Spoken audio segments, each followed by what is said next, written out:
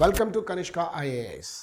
మనం ఈ ఆదివారం పెప్ టాక్లో భాగంగా ఒక ముఖ్యమైన టాపిక్ను మనం చర్చిద్దాం. సాధారణంగా ఈ మధ్యకాలంలో మనం మానవుడు అంతరిక్షం వైపు చూస్తూ ఉన్నాడు. ఉపగ్రహాల ప్రయోగం, రాకెట్ల నిర్మాణం, స్పేస్ టూర్, సో రకరకాలుగా మనం వింటూనే ఉన్నాం. చివరికి ఈ యొక్క ఆదిత్య లాంటి దాని పేరిట సూర్యభగవానుడికి సంబంధించిన సమాచారాన్ని కూడా తెలుసుకుందాం అనుకుంటున్నాం. అంగారక గ్రహం పైన నివాసానికి ఆమోదయోగ్యమా కాదా అని చూస్తూ ఉన్నాం. అదేవిధంగా చంద్రమండలం కూడా నివాసానికి వస్తుందా అన్న ప్రశ్న మనని తొలుస్తూనే ఉంది. మరి ఇటువంటి క్రమంలో ఎంతో సుదూర ప్రాంతంలో ఉన్న వాటిని పరిశీలించడం కోసం ప్రయోగిస్తున్న రాకెట్లు ఏం వదిలేస్తే అక్కడి దాకా వెళ్తున్నాయి. మనం కూడా జీవితంలో రాకెట్ లాగా పైకి పరిగెత్తాలి అన్నా లేదా పైకి బాగా ఎగరాలన్నా మనం ఏం వదిలేయాలి? మీరు చూడండి, ఒక రాకెట్ ప్రయోగ దశలో మనం చూసినప్పుడు మొదట్లో అది అనేక విడిభాగాలను కలిగి ఉంటుంది.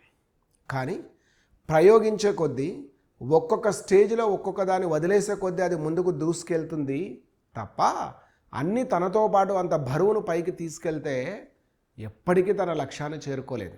అలాగే మనం కూడా అనేక బంధాలు ఉండొచ్చు, బంధుత్వాలు ఉండొచ్చు, స్నేహితులు ఉండొచ్చు. అది ఒకవైపు మనం సామాజిక కోణంలో కలిసి ఉండాల్సినవి, కలుపుకోవాల్సినవి, శాశ్వతంగా ఉంచుకోవాల్సినవి కొన్ని ఉంటాయి. వాటిని కొనసాగిస్తూ ఒకవైపు వ్యక్తిగా నీవు కొన్ని వదిలేయాల్సి వస్తుంది. అవి వదలకపోతే నీ వ్యక్తిత్వము వెదగదు, నీ యొక్క వ్యక్తిగత జీవితంలో ఎదుగుదల అనేది కూడా కనిపించదు.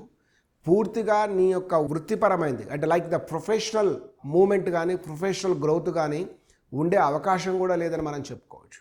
మరి ప్రొఫెషనల్ గ్రోత్ ఉండాలంటే ఏంటి, వ్యక్తిగతంగా నీవు డెవలప్ కావాలి అంటే ఏంటి, యాజ్ ఎ సిటిజన్గా నీ యొక్క రోల్ ఏంటి, ఇవన్నింటిని మనం ముందుకు తీసుకెళ్లాలంటే వదలాల్సింది ఏంటి అన్నదాన్ని కనుక చూస్తే, మానవుడు జీవితంలో పైకి రావాలనుకుంటే ఇర్రెస్పెక్టివ్ ఆఫ్ ద జెండర్ మొట్టమొదటగా వదలాల్సింది 1 బద్ధకం, 2 అతి నిద్ర, 3 అతి అనారోగ్యకరమైన తిండి.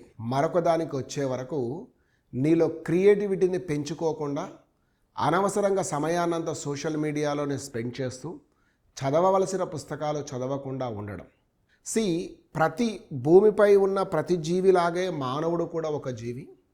భూమిపై ఉన్న ప్రతి జీవిలాగే తనకు కూడా కొంత శ్రమ చేసిన తర్వాత కొంత సేద తీరవలసిన అవసరం ఉంటుంది. So after work a lot your brain and body also demanded a rest. దానికి తగ్గట్లుగా నువ్వు సరిపోయినంత నిద్రని ఇవ్వగలిగితే, బాగా కష్టపడే వాళ్ళు 7 గంటలో లేదా 5, మీ ఆరోగ్యం మీ యొక్క హెల్త్ డిపెండ్ చేసుకొని అంటే ఏజ్ క్రైటీరియాగా తీసుకొని 5 నుంచి 7 గంటల మధ్యకాలంలో నిద్ర అనేది ఖచ్చితంగా అవసరమే. ఎంత వీలైతే అంత తొందరగా మనం నిద్రకెళ్ళి వీలైనంత త్వరగా నిద్ర నుంచి కనుక మేల్కొనగలిగితే మనం ఈ యొక్క బద్ధకం నుంచి అతి నిద్ర నుంచి బయటపడిన వాళ్ళం అవుతాం. ఇక మరొక అంశాన్ని కనుక మనం తీసుకుంటే అందులో మనకు ప్రధానంగా కనిపించే దాంట్లో సమయాన్ని వృధా చేయడం. ముఖ్యంగా మీరు సెల్ ఫోన్కు దూరంగా ఉండండి, విజయానికి దగ్గరగా ఉండండి అని ఒక ఫార్ములా మనకు కనిపిస్తుంటుంది. అది సెల్ కావచ్చు, క్రికెట్ కూడా కావచ్చు, కొన్ని సందర్భాల్లో సినిమాలు కావచ్చు, సమయాన్ని వృధా చేసేటివి కావచ్చు. ఇవి వదిలినాడే మీరు మీ జీవితంలో ఒక ఉపగ్రహాన్ని తీసుకెళ్ళడానికి ప్రయత్నం చేసే రాకెట్ ఏ విధంగా అయితే ప్రతి స్టేజ్లో ఒక్కొక్క దాన్ని వదిలేస్తుందో, ఈ యొక్క మీ అభివృద్ధికి ఆటంకం కలిగించే ప్రతి ఒక్క దాన్ని కనుక మీరు వదలగలిగితే ఖచ్చితంగా మీరు చాలా అభివృద్ధిలోకి వచ్చిన వాళ్ళు అవుతారు. This is Sunday topic. Will meet in next Sunday. Thank you all.